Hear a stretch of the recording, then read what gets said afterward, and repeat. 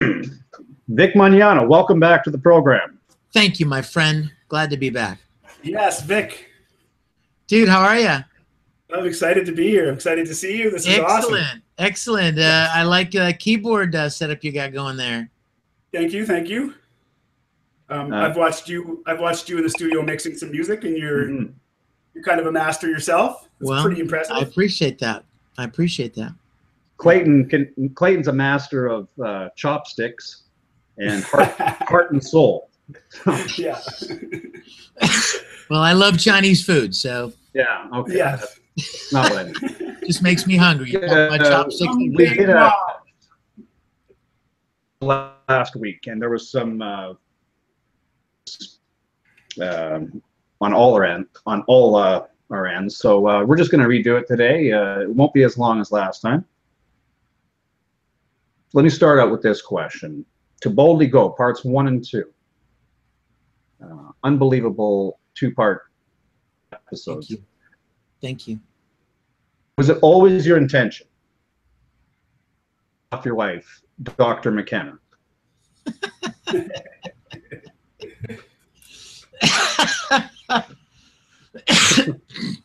Well, first of all, she's my fiance, but I don't know that that means I'm allowed to kill her any more than if she were my wife. But no, it actually was not. I will tell you this.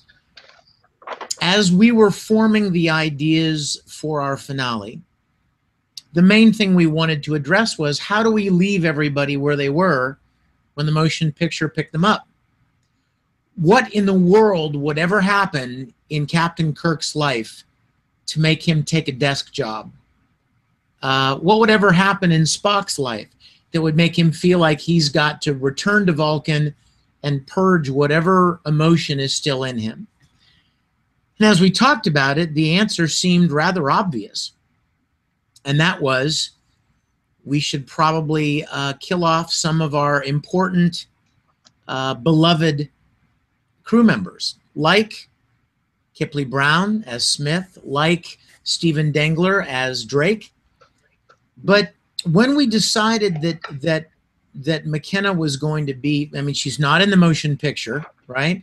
So something happened to her. When we decided that we were going to make her death a pinnacle plot point, this was probably back around episode 8. And when we decided that, we thought, you know what? We better start writing in some Spock-McKenna interaction to start now building relationship between those characters, so that when that does take place, it won't come out of nowhere. You know, we won't have the audience go, why is this affecting Spock so much? You know, why is he so upset? They were never really that close. So we started consciously writing into episodes 8 and 9 and 10 a little more interaction between Spock and McKenna, so that when they lost her, it would make more sense. How was it for you? You didn't direct those last 2 episodes, or did you? Well, no, I did not direct them. I mean, I exec produced the whole show, which means I'm there kind of overseeing everything and making sure that we're getting what I want. So I'm always in a position to be able to say, like if James Kerwin is directing, I'm always in a position to be able to say, hey, James, I don't really like that camera angle. Let's move it around this way a little bit, or why don't we have so-and-so start over at the briefing room table and then walk here. So I'm always kind of got my hands in all of it, but James Kerwin did a masterful job directing 10 and 11. How is that, being on set and acting with your fiancée? Obviously, you have the great emotional attachment to her as a person, but as a character as well. Well, it's funny because when we first introduced her, a lot of people asked us, oh, is there going to be some, romance, some love relationship? And I was very quick to say no. No. And do you know why? Because that's what people expect. I didn't want to do it precisely because people assumed Kirk sees a good-looking woman, he wants to get close to her. So I purposely decided that there was not going to be any romantic relationship there. But she was going to gain Kirk's respect. She was going to gain Kirk's admiration and ultimately even validate the entire ship's counselor program by her involvement and her contributions to the Enterprise.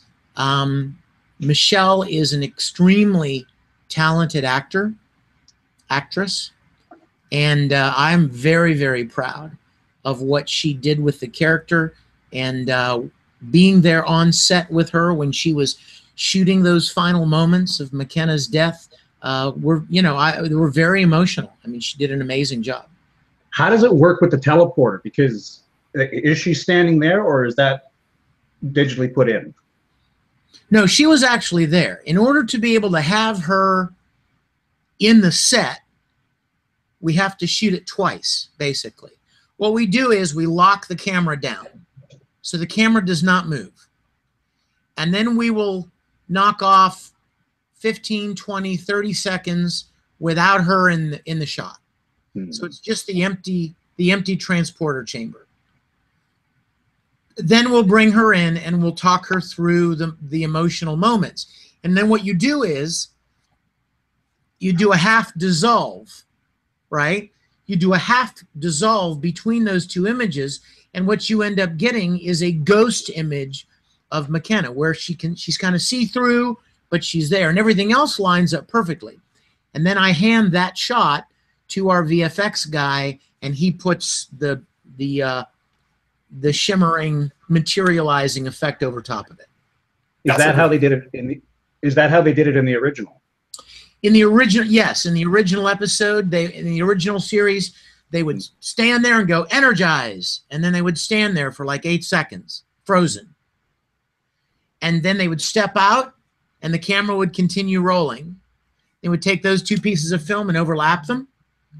And then they would draw a line around the characters and would project that materializing effect inside of the inside the area that they drew. Did you, I mean, with new technology, things change. So I'm assuming you use new technology, not the same that they had then. Yes. How do you use new technology and make it look old without it? Well, you know what's interesting? Looking fake. We used new technology to make it look like they did it. Mm-hmm. We did it the same way they did it, but back in those days, they would literally have to take multiple pieces of film and stick them all together. And that's why a lot of times when you watch the original series, certain effect shots would be real grainy, and they might even have a little halo around the characters because of the multiple generations of exposure that they had to do. We don't have to do that. With our technology, we can assemble and combine 100 layers of video without losing any quality, which is why you see things like Avengers movies. You know, you see these amazing effect shots that look breathtaking, and it's because they're combining multiple layers of elements with no quality loss at all. They were actually, if I may say so, they were actually using a similar method all up through Star Wars. Like into the late 70s, they were taking this piece of film of space, and this piece of film of the X-Wing, and then this piece of film of the laser shots firing, and this piece of film of the Death Star, and then literally projecting them all at the same time into yet a fifth camera, and exposing all of those elements onto one piece of film. And each time you do that, you lose a little bit of quality. There's a generation loss each time. It's like when we used to take cassette recorders and play a cassette into another cassette and talk along with it or sing along with it. And each time you went back and forth, it would get a little more hiss and a little more hiss. But nowadays, with digital technology, there is no loss, no quality loss. Did you use any practical effects throughout the series, or did you just keep it CGI?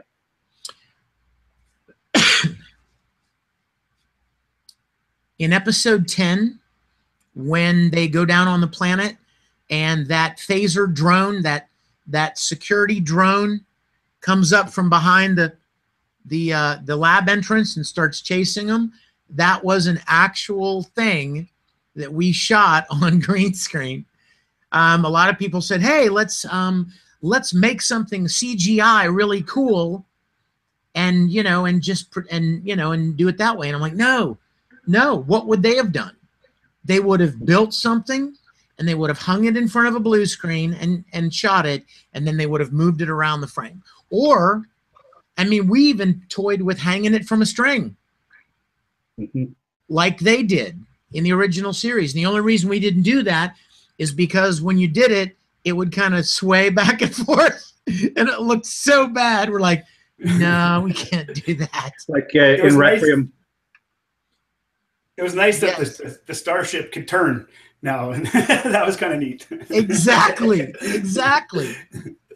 Of course, there's no real reason for a ship to bank in space, considering that there's no gravity. Fair enough, yeah.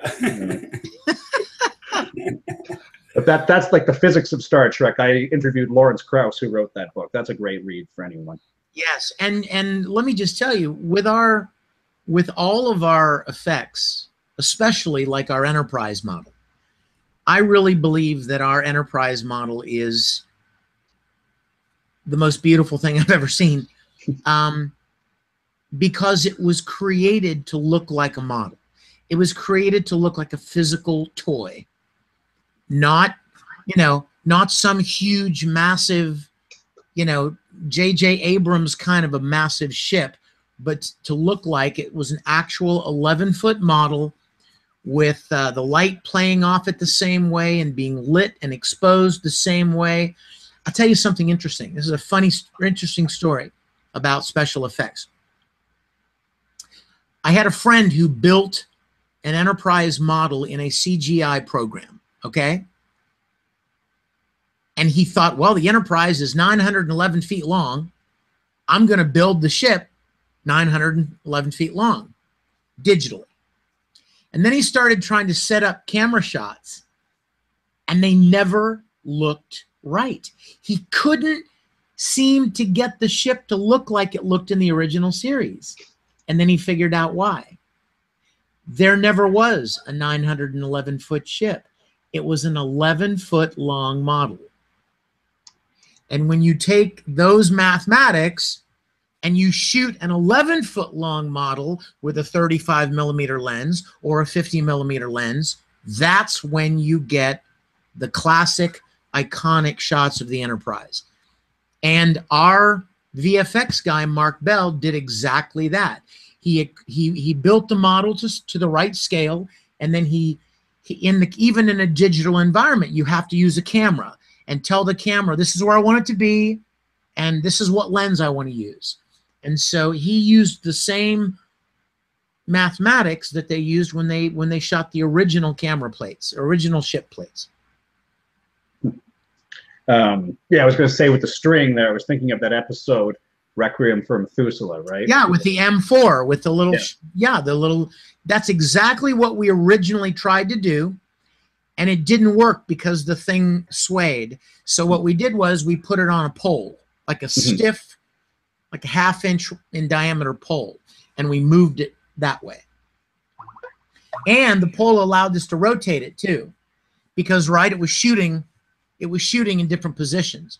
So we wanted it to rotate like it had like motion sensors, and it was firing at different locations. You did sort of a sequel of sorts to Requiem for Methuselah, also Mirror, Mirror, and Who Mourns for Adonius. We know that your series got somewhat cut short. Were there any other sequels that you had considered? Some things that I was thinking of. I would have loved to do a piece of the action. The Guardian? I would love to have done a piece of the action. I would have loved to have done. I would love to have done a follow-up episode to that one. I loved that episode, and I don't know if you guys saw it or not, but when we did our second crowdfunding campaign, we kind of used as a theme, you know, inviting the fans to get a piece of the action. And so Todd and I dressed up in gangster outfits, and we found a great location, and we even found a guy in LA who had almost the exact same car that they drove in the original episode. And he let us rent it, and we brought it down to this brick alley area, and we shot all this stuff, and it's amazing. And as soon as I saw it, I'm like, oh my gosh, it would be so fun to do a follow-up. That would have probably been one of the other 2 episodes we would have done had we been able to do 13. Another one I was thinking of, I said like the Guardian of Forever from City on the Edge of Forever. City on the Edge of Forever, of course. Edith Keeler Must Die. Right. Shore Leave. I thought that would have been a really great one. Yeah. Yeah. There were certainly, you know what? There were certainly plenty of episodes. Or This Side of Paradise, going back, seeing how the colony had progressed many years later. After the spores were gone. Yeah. Yeah, there were a lot of episodes that were left very open-ended. You know, that were left with, I wonder, we come back here in a couple of years and see whatever became of so-and-so, or what were the results of the choices that they made, or the decisions Kirk made. What do you think about the ethics of the Prime Directive? It's broken all the time by Captain Kirk, of course. I think it's a great idea in theory, but I think that it doesn't always work in practice, for exactly the reasons that we've seen. I mean, for instance, the piece of the action. They built the entire culture on a book that the Horizon left there, that they weren't supposed to, and so they screwed it up. But then there are other examples where where the Federation may have intervened that were actually beneficial. You know what? I'll tell you what. The perfect episode that literally deals with the question of the Prime Directive, and that is A Private Little War. If you remember, the Klingons were arming the villagers with flintlocks and weapons, and so had the Federation obeyed the Prime Directive, the villagers would have taken over and slaughtered all the hill people. So in that case, the Federation had to step in and provide a balance of power so that one side just didn't unequally wipe out the other. So I think the Prime Directive, you know what? Can I say something? I think the Prime Directive is like socialism. Oh, God, not that again. It sounds really good. It sounds really good in theory. You know what I mean? No, really. It sounds good in theory, doesn't it? It sounds great in theory, of course. Yeah. What if we all were to just put everything in the middle and share with everybody, and there wouldn't be any hunger and there wouldn't be any need? Yeah, that's a beautiful idea, but it doesn't really work in practice. So I feel like the Prime Directive is similar to that. It's a great idea, and it makes sense on paper, but when you actually meet people, you know, and you interact with people and where they are and what their own specific ideas are, and their own world is, I think it's not always that easy, not always that black and white. When studying for the role, did you talk with Bill Shatner, get any advice from him? No. I get that. No. No. Do you know if he appreciates the series? Well, let me tell you what I know about Bill. Yeah. Bill and I are good friends. We've spent a lot of time together. We've done a lot of shows together. We've had dinner together. We spent a week in Dubai at a show. I've spent a lot of personal time with Bill. I love him. I respect him. I admire him. He was my childhood hero. And I even had the privilege to tell him that sitting at dinner overlooking the Persian Gulf. I got the chance to tell Bill Shatner that I made Star Trek Continues for him and for love of what he and the others created, and that he was very much a role model to me. When my parents divorced and my dad left, there was Captain Kirk, and he became very much a father figure to me, and I got to tell Bill Shatner that. Now, that's my personal relationship with Bill. I love and admire him. However, I also love and admire him enough not to subject him to my fandom. Bill Shatner has for 45 years had people running up and going, "Oh, Captain Kirk, I'm a big fan. I love it when you did, and when you fought the Klingons, and I have a uniform just like yours, and I built a captain's chair just like." I spent the first 3 years of my friendship with Bill never even uttering the words Star Trek. He didn't even know whether I had even seen the series, much less that I was playing Captain Kirk in a web series that I had created. He knows about it now. He knows that it was created for love of him and the others. Has he seen it? I don't know. Will he ever see it? I don't know. What would he feel about it? I don't know. I would like to think that he would feel honored. Look at the lengths that somebody has gone to pay tribute to how you inspired them. I would like to think he would be honored. Did I study him, or did I go to him to get any pointers?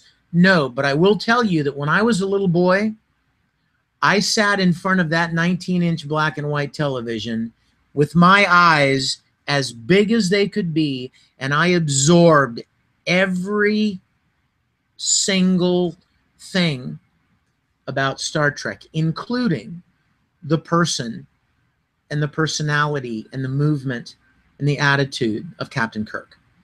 And I don't try to play him. I would never want anyone to think that I am spoofing or satirizing Captain Kirk in any way. I want to pay honor and tribute to him. I'm trying to create Bill Shatner's Captain Kirk. That's who's Captain Kirk to me. And I think I just loved him so much that I organically, when I put the uniform on and you step onto those sets and you're standing there having conversations with Spock and Scotty, you know, I think it's just, it comes rather naturally for me. There's times when you moved and sat a certain way or looked at a certain way that really resonated with me through him, that I could see him through you. And that was really cool. I think it just comes from loving him so much, loving that character so much. In fact, I'll tell you guys something funny. Anytime we're on set and I'm shooting, if I'm ever in front of the camera, I will take James Kerwin aside, or Scotty Whitehurst, our assistant director. I'll take them aside and I will say, listen, if you see me doing too much Kirk, let me know. If I do too much. And sometimes they'll pull me aside and they go, yeah, that one there, a little too much there. So we'll do the take again, because I want to be very mindful and sensitive of not coming across like I'm trying to do a satire in any way. There are people in the chat room, Vic. You're just getting a lot of accolades. I don't need to mention every single one, but you did a great job. A lot of people really like it now. Thank you. I'm honored. I mean, we made this because, I made this because, as I've said many times, this is my love letter to Star Trek. This is my way of saying I love that show and it inspired me, and I'm so grateful for everything that show inspired me to do when I was a little boy. So I made it for my own love and tribute to Star Trek, and it means more than I can tell anybody that they enjoy it as well. We have someone in the live chat here, Double E. He mentions, he agrees, the prime directive is like socialism, and then follows it up with, what was it like working with Robert Sawyer on STC 10 and 11? Rob Sawyer is a very good friend, and he's an amazing writer. He contacted us purely as a fan. And around our 3rd or 4th episode, he contacted us and said, I would love to come and visit you guys and see your studio. And so he came down while we were shooting. We put him in a uniform, and he was on the bridge. And we even gave him a line of dialogue. But we never imagined at the time that it would ever be more than just him coming down to visit.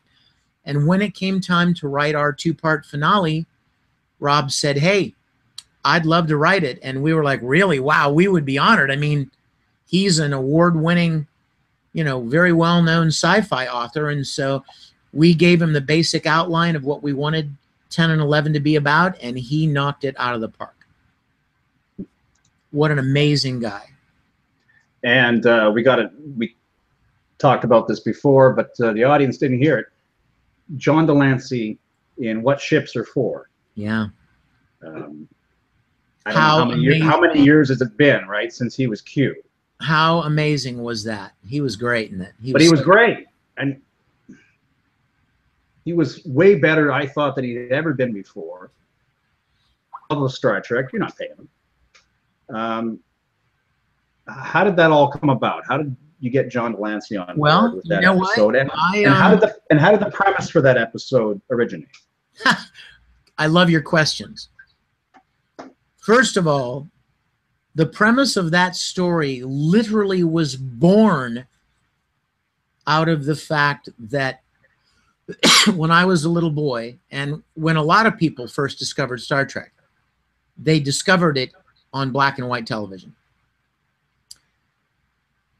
And I was talking to James Kerwin one day, and I said, wouldn't it be cool if we could come up with a story-driven reason, a plot-driven reason for why our episode is in black and white?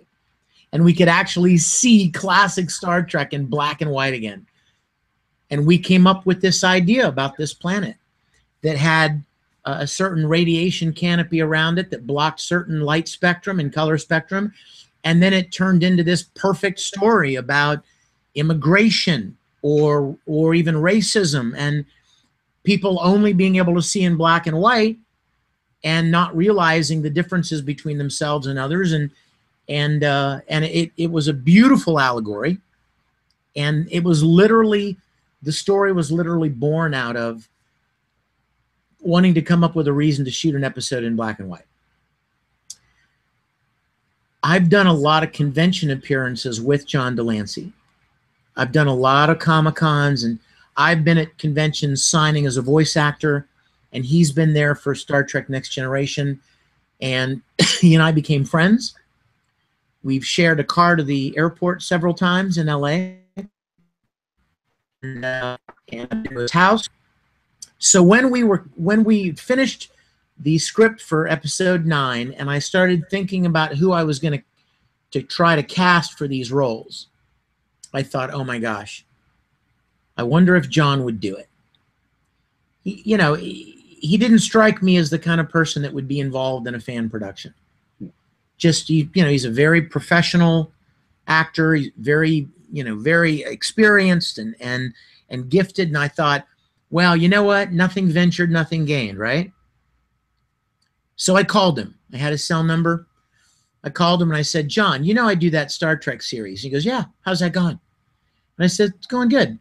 I've got a script here for our next episode, and there's a character that you would be so amazing at. And he didn't say, I'll do it, I love Star Trek. What he said was, send me the script. Let me read it. Let me watch some of your episodes and see whether you guys know what you're doing or not. Because, even if the story was good, if you watch an episode and you're like, oh my gosh, these guys are so amateur. This is crappy. It looks crappy. The acting's bad. I'm not doing this. But I sent him the script. He wrote me back within hours and he said, oh my gosh, this is really a great story. This is a classic Star Trek story. And then he watched a couple of our episodes and he called me back and said, I'll do it. And that was it. We flew him down and he shot it, and he did an absolutely masterful job with the role. I love the twist in that episode. I won't give it away right now, but the final twist is pretty damn good. Thank you. People are saying... And I have to give kudos to Kipley Brown, by the way. I have to give kudos to Kipley Brown, who's one of our cast members. She wrote the screenplay to the story that James and I came up with. We basically said, Kipley, here's the story. Now you turn it into an actual script. And she did such a great job. 10 more minutes, Vic. You Sure. good to go? Yeah. Star Trek Continues has been repeatedly criticized for being too liberal. We talked about the prime directive of being socialist. Okay, here's my answer. You ready? No. The crew, the cast and crew of Star Trek Continues is made up of equal parts conservatives and liberals. We have a lot of conservatives in our cast and crew, and we also have a lot of liberal people. And therein lies the beauty, is that we get along, is that we make something special, we have a great time together, we love and respect, and I think that's the important part. We respect each other. We may not always agree, but we respect each other and we love each other. And so I feel like we have made episodes that do perfectly what the original series did.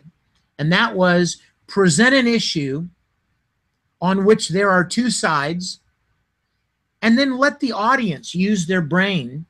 Don't spoon feed them.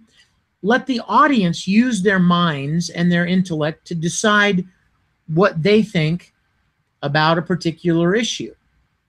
I'll tell you something funny. When we released episode 7 and episode 9,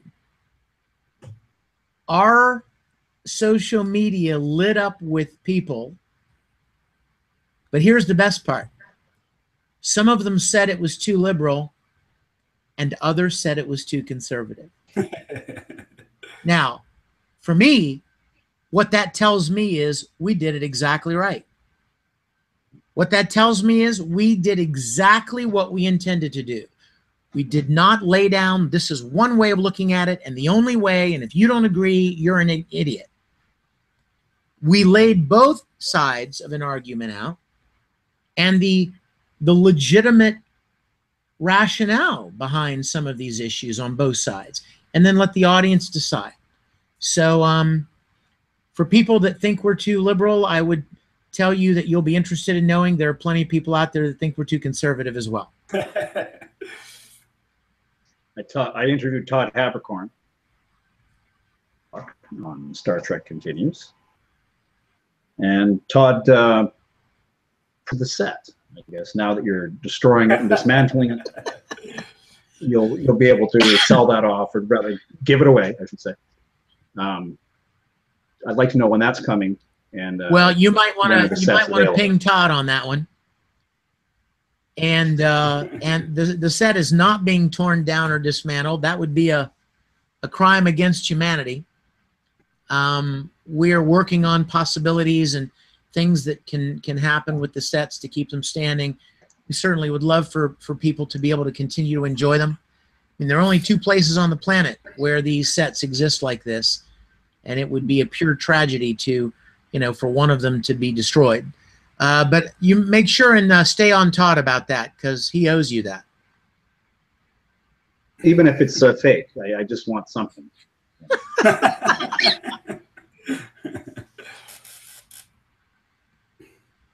Did he? This guy, about what? About getting me a piece of your set. You told me. Well, if you never get a piece of the set, I would say it's fair to assume, he lied to you. Okay, well, this wasn't the best choice. Well, he's a great actor then, playing Spock, the guy who can. Oh, yes, he is. He's done an amazing job. Todd's a great actor. Yeah, he was also on Farragut, I believe, too, wasn't he? He actually played a Romulan on the Farragut episode that I directed. Is that The Crossing? Well, yeah. Well, no. No, that was called, oh, my goodness. What was it called? The Price of Anything? I think. I directed it, and that's the only reason Todd even knew who Farragut was because I was directing it, and I asked him if he'd play this role. So we went out in the desert, and he played this Romulan, but he's a great actor. And I tell you what, Spock is a hard character to play, bro. A lot of people think that, oh, Vulcans are easy to play. You just play them deadpan because they don't have any emotions. No, no, no, no, no. They have all the emotions you do. They just keep them at bay. And therein lies the difficulty in playing a role like that. You have the emotions, you just control them. And Spock, I mean, Spock is a very difficult character and would require a hell of an actor, and Todd did a great job. Could you play Spock? Probably not. I'm Italian. I have a T-shirt that says "I'm not yelling. I'm Italian." I'm a pretty passionate person about most things, and so I think it would probably be very, very difficult for me to play a role like that. Vic Mignogna. Signor Vittorio Mignogna. Discovery, the new Star Trek series, and what they're doing with Star Trek in general. You know, a lot of the comments that we get about Star Trek Continues are, this is the Star Trek that we know and love. Discovery, the J.J. Abrams films are not. Your opinion on the direction of Star Trek, where it's going?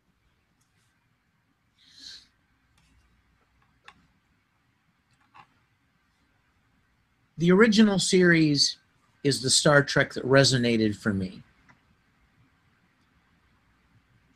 What I think is important to acknowledge is Discovery was not made for me. Discovery, I'm not Discovery's target audience. You know what I mean? They've got a much bigger challenge on their hands, and that is to reach millions of new viewers. Their goal was not to reach Star Trek fans because they know most Star Trek fans are probably going to watch Star Trek in any incarnation. Now, they may have criticisms. They may not like this or that, or they may have preferred this or that. But I think without knowing the mind of the people that make it, they're trying to cast a wide net. You know what I mean? They're trying to cast a large net to reach a lot of people. If you're going to put something on major networks, you know, and spend $10 million an episode, you need to reach a lot of people. So I never imagined or deluded myself into thinking that they were going to make classic Star Trek just the way I like it. No, that was never going to happen. And I knew that was never going to happen. What I would love to see happen, if I could keep my fingers crossed and say a little prayer, I would love for one day in the near future for us to get a phone call that says, hey, we want to purchase Star Trek Continues and put it on StarTrek.com and just make it available as an official part of Star Trek. Not for everybody, but for the people that like it. I mean, it's already been made. You know what I mean? Like, it's already done. They don't have to build sets. They don't have to do anything. It's already been done. I would love it if an opportunity came for us to share what we've done with more people that don't even know Star Trek Continues exists, Russell. Our biggest challenge right now is not sets or storytelling or props or finished episodes or music or VFX. we brought it all together and we made these beautiful episodes. Our only challenge is reaching people. The only challenge we have is that a lot of people out there who love classic Star Trek don't even know we exist. So the challenge is, how can we spread the word about STC to more people? But I would love to think that there's room in the universe for every incarnation of Star Trek. How about that? If you like Discovery, God bless you. If you like TOS, God bless you. You like Voyager, God bless you. You like whatever. Live and let live. You know what? That's the Star Trek. That's the Star Trek philosophy. Live and let live. Don't try to bash and destroy people just because they may like something different from you or me. Allow people to enjoy what they enjoy. And I know there are a lot of people that like Discovery, and God bless them. I have several friends on the show. Doug Jones is a great friend of mine. Jason Isaacs is a great friend of mine. Rekha Sharma, great friend of mine. I want it to succeed. I want Star Trek to succeed, but I would love to think that there's also room for classic Star Trek and those of us that love the original series Star Trek.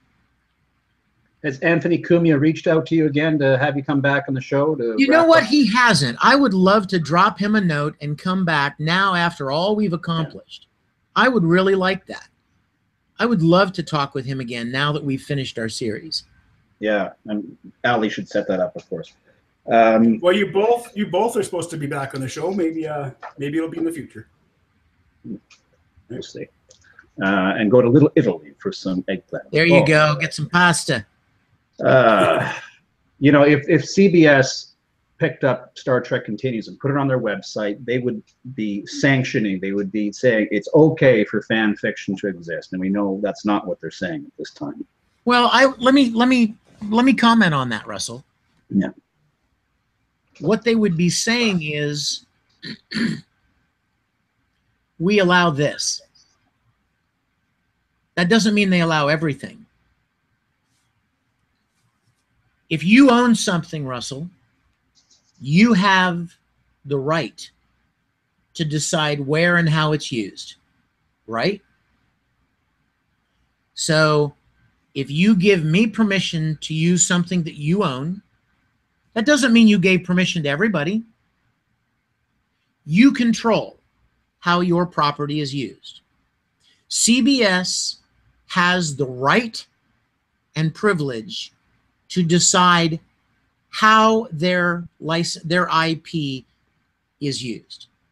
And if they say, hey, you, no, you, okay, they have every right to do that. There's nothing that says if they let one person do it, they have to let everybody do it. That's garbage. That makes no sense at all. In fact, if you look at the fan film guidelines that were released, at the very end of the fan film guidelines, it says very clearly, CBS reserves the right to enforce these guidelines however they see fit. That seems pretty self-explanatory to me. What it means is we have the right to tell you, all rights reserved means all rights reserved. We have the right to tell you, you can do what you're doing, and we also have the right to tell this guy, don't do it. But they don't own you. Sorry? Is that correct? Sorry? But they don't own you because you've used the likeness of the product, the source material. That doesn't mean that they own those products. Well, I don't know. I would say, I mean, you know what I'm saying? Because if they reserve the right, does that mean that they automatically own the product? Or well, let's put it this way. Perhaps they reserve the right to claim ownership. Mm-hmm. They don't own it now because we've never even had a conversation. But perhaps they reserve the right to claim ownership should they so desire. And to be honest with you, that would be fine with me because this was created to honor Star Trek. It was created to pay tribute and homage to their property. All right, sir, we're over time here. I know you want to say something to the audience. There was a farewell on the Star Trek Continues YouTube page, but you have as much time as you want, Vic, to say what you want to say to the audience and your thanks and whatever else. I don't know that I could say anything different than I've said on some of the videos that you may have seen, but I created this production out of nothing but love. I didn't create it for any kind of popularity. I certainly didn't create it for any kind of money. It actually cost me an awful lot. It was never about any of that. It was about saying thank you to a show that when I was 10 and 11 and 12, 13 years old, meant everything to me. It got me through difficult times in my life. It inspired me to start acting. It inspired me to start auditioning for school plays. It inspired me to start filmmaking, rounding kids in my neighborhood up and making them wear uniforms that I made and play Star Trek and make little Star Trek episodes with cardboard sets that I had built out in the backwoods behind my apartment building. And now, 40 years later, I've made this for no other reason than to say thank you to Star Trek. Thank you to Bill Shatner, Leonard Nimoy, Dee Kelly, Jimmy Doohan, Nichelle Nichols, George Takei, Walter Koenig, Gene Roddenberry, Majel Barrett, Bob Justman, Jerry Finnerman, the people that made that show what it was. I am so grateful. And more, and what even makes my gratitude run deeper is that you, the fans, have enjoyed it as well. I didn't know whether anybody would like Pilgrim of Eternity when we released it. We put it out there and, you know, see what happens. And people really enjoyed it. And that's why we were able to make more, because you guys helped us to raise what we needed to create 10 more beautiful gifts to the Star Trek universe. So I thank you from the bottom of my heart. The 10-year-old in me will never be able to thank you guys enough for the support and the enthusiasm that you've given Star Trek Continues. And to the cast and crew that worked so hard on the series, I will be forever grateful for you helping me achieve my childhood dream.